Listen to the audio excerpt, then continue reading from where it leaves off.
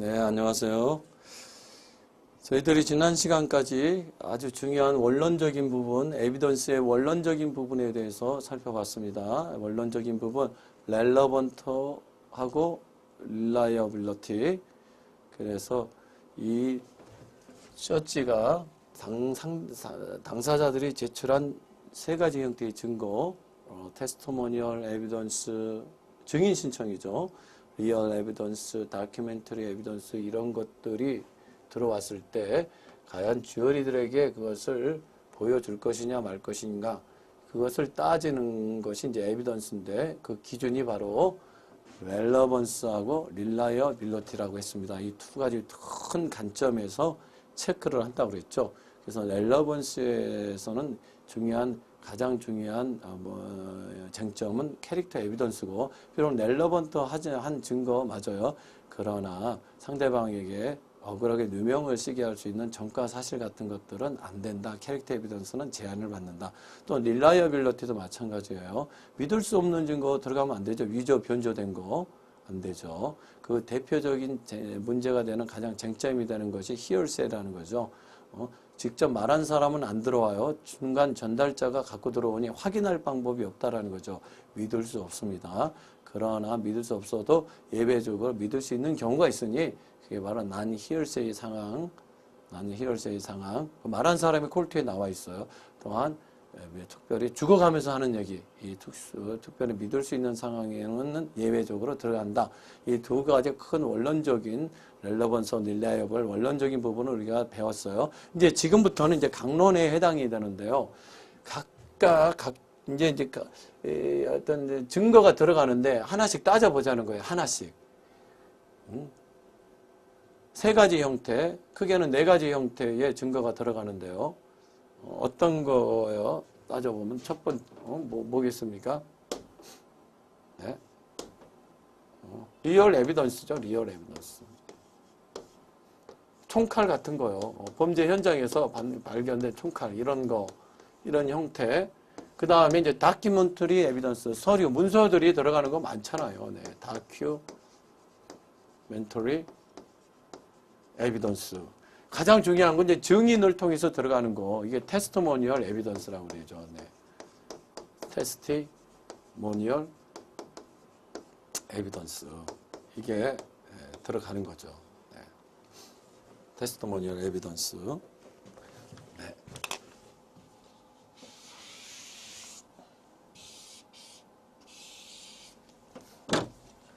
그 다음 이게 이제 일반적으로 당사자들이 제출하는 건데 이제 희한한 하나가 있어요. 법원이 콜트가 판사님이 제출하는 증거가 있다. 여러분 처음 들어보셨나요? 이게 주디셜 노리스예요. 판사님이 제출해요.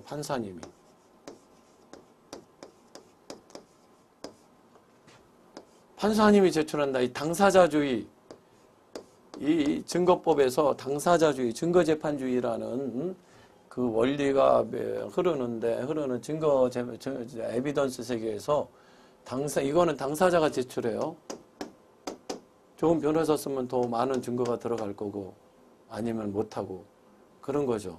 근데 판사님이 제출한다는 거 말이 안 돼요. 그좀 판사님이 제출해도 괜찮은 상황이 있으니 그래도 당사자가 아무런 오브젝션을 하지 않습니다. 오브젝션. 네. 여러분 이제 오브젝션 얘기가 우연히 나와서 그런데 이 콜트에 가면은요 오브젝션이 굉장히 많습니다. 지금 장난하는 것 같아요. 무슨 변론을 막 해요. 변론을 막 하고 증거를 제출하면 상대방 오브젝션 하면은 판사님 그 오브젝션 할 때마다 판단을 해줘야 돼요. sustain. 어떤 이런 증거들이 이제 증거 신청을 했어요. 테스트모니 에비던스 어떤 증거 신청을 했어요. 그러면 의뢰의 디펜던트 쪽에서 오브젝션을 날려요. 의뢰의. 왜 그러면 속기사들은 그걸 기록에 남긴단 말이죠. 하여튼 오브젝션을 날리면은 저지는 그것을 판단을 해줘야 되고 그 판단도 속기록에 남고 그것이 잘못됐다 그러면 나중에 어필 코트에서 그걸 따질 수 있는 근거가 되는 거예요. 오브젝션을 하지 않았다는 것은 내가 그냥 억셉트 했다라는 것은 확정된 사실로 돼버리는 효과가 있잖아요. 이 당사자, 이 재판주의에서는, 당사자주의에서는. 네, 우리가 컴플레인을 했으면 상대방이 앤서를 할 때 앤서의 형태가 어떻게 됩니까? deny 하는 경우가 있고, accept 하는 경우, 어드밋 하는 경우가 있고, 어드밋 하지만 디펜스 하는 경우가 있고, 어드밋 하게 되면은 그 부분은 이제 더 이상 다퉈지지가 않아요. 확정된 사실로 돼버리는 거죠. 그러니까 여기서 무슨 검사 쪽에서 플레인티프에서 무슨 주장을 하거나 증거를 제출했을 때 의뢰의 오브젝션을 해요. 그럼 판사님은 바로 sustain 하면 오브젝션을 받아들인다는 거죠. 그러면 이 사람의 증거 제출, 히어세이라는 이런 증거 제출, 히어세이이기 때문에 오브젝션입니다. 왜 그럽니까? 오브젝션, 여기가 어떤 사람의 증언을 이제 갖고 들어오려고 그래. 그럼 바로 뒤에서 디펜던트 너는 오브젝션을 해요. 그러면서 이유를 대요. 히어세이입니다. 이런 식으로 하더라고요. 히어세이입니다. 바로 이런 걸 한단 말이죠. 그러면 그런 판사님은 바로 빨리 판단을 해줘야 돼요. 순식간에. 그래서 sustain, 그럼 오브젝션을 받아들이는 거니까는 못 들어가는 거죠, 증거가. 그 다음에 deny, reject. reject을 하는 거예요, reject. deny. 이런 걸로 하면은 오브젝션이 리젝이 되는 거니까는 받아들인다는 거죠. 어떤 증거가 어드미서블 하게 된다는 거죠. 이런 것들이요, 아주 순식간에 이루어지기 때문에 정말 이 미국 트라이얼에서 이 변호사가 되려면 트라이얼 변호사는 굉장히 영어에 능숙해야 되고, 최소한 이제 미국에서 오래 살아서 미국의 문화에 대해서 감각적으로 이제 익히고 있어야 되겠죠. 그러한 것들을 제가 봤지만 장난하는 것 같아요. 이게 지금 뭐 해가지고 실체적 진실을 밝히려고 하는 게 아니라 뭐 하면 오브젝션. 그럼 판사님은 판사님은 그걸 sustain, reject, 이런 하는 거니까 도대체 그 주제가 뭔지를 파악을 할 수가 없는 거예요. 실제로 그런 일들이 이제 일어나는 거예요. 오브젝션 문제가 그렇다는 거예요. 오브젝션을 받아주면 어드미셔블 하는 거고, 증거가. 오브젝션을 deny, reject, denial 하면은, 오브젝션을 받아주면, 상대방 받아주면 증거가 이제 못 들어가는 거고, 그렇죠? 오브젝션을 deny 하면 이제 상대방이 주장한 증거 신청이 받아들여서 증거가 어드미시블하게 들어간다는 거. 이 용어를 헷갈려가지고, 헷갈리시는 분들이 계셔요. 꼭 명심해 주시기 바랍니다, 이 용어. 그래가지고 이제 주디셜 노리스 판사님이 들어가는데, 이런 거 들어가도, 다른 게 들어갔을 때는 상대방이 오브젝션 해요. 근데 판사님이 넣는다는 것은 상대방, 당사자들이 오브젝션이 일어나지 않는 사항들을 집어넣는다는 거예요. 그래서 대전제는 indisputable fact가 들어가는 거죠. 다른 거 함부로 이거 안 돼요. 진리. 2013년 5월 12일은 일요일입니다. 라는 것은 인스트럭션을 준다고요. 판사님이 이쪽으로. 그랬을 때 이게 일종의 증거라는 거죠. 노리스. 네. 그렇지만은 당당하게 이렇게 할 수 있는 것은 오브젝션을 날릴 수가 없다라는 거예요. 당사자들이. 왜? 진리이기 때문에. 진실. indisputable fact이기 때문에. 그러한 진실된, 다툴 수 없는 확정된 사실, 이런 것만 판사님이 시간상 그냥 빨리 노리수를 주고 마는 거다. 어쨌든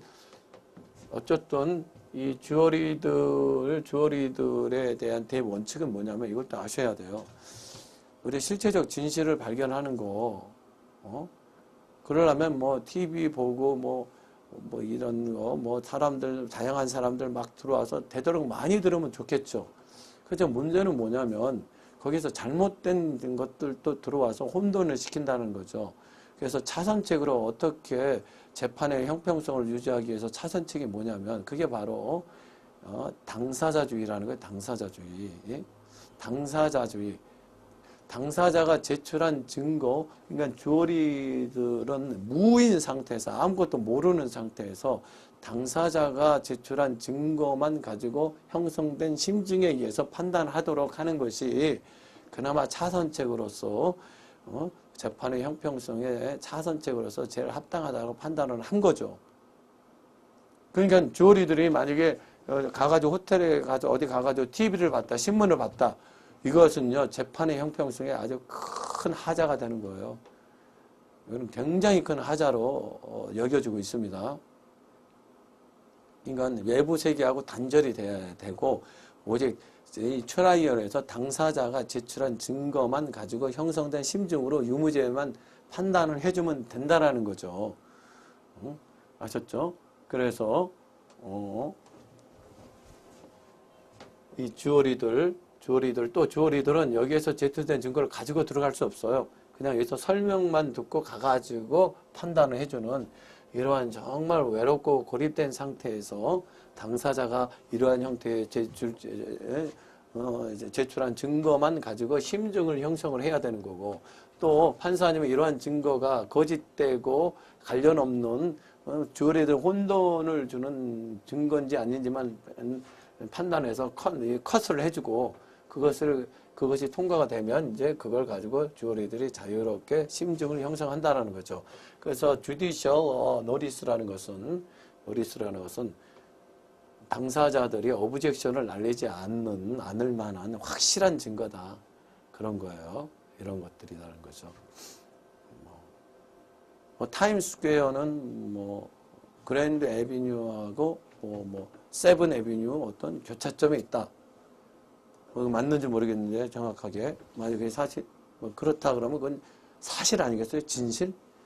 이런 아무도 다툴 수 없는 이런 것들을 판사님이 시간 절약상 그냥 꼭 필요할 때 집어넣는다라는 의무는 아니에요. 의무. 판사님이 이건 바이 저지예요. 저지. 바이 콜트.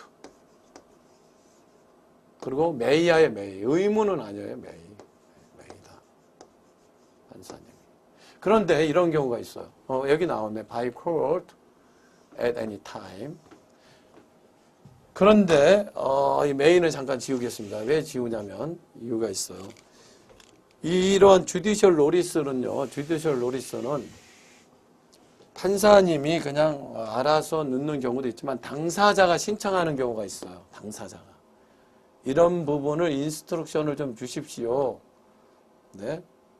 몇 월 며칠, 2014년 몇 월 며칠은 그때는 휴일이라는 것을, 할러데이라는 것을 인식을 주십시오. 주어리들한테 이렇게 신청을 해요. 이렇게 신청이 들어왔을 때는요, 콜트 판사님은 반드시, 이게 중요해요. 지금부터 반드시 인스트럭션을 줘야 된다. 이런 당사자가 신청했을 때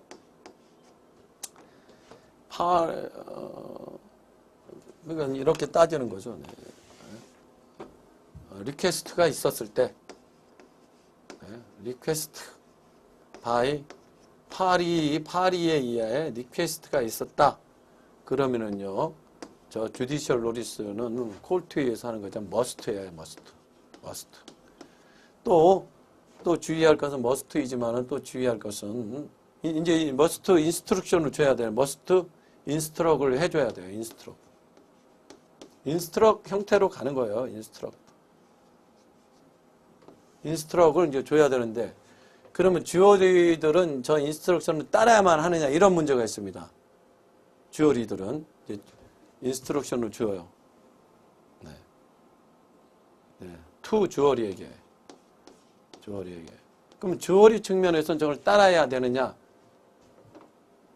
그랬을 때는 11의 경우에는 이게 여기 나오죠. 11의 경우에는 따라야 돼요. 크리미널의 경우에는 따르면 큰일 나요. 그래서 인스트럭션을 어떻게 줘야 되냐면, 그러니까 여기는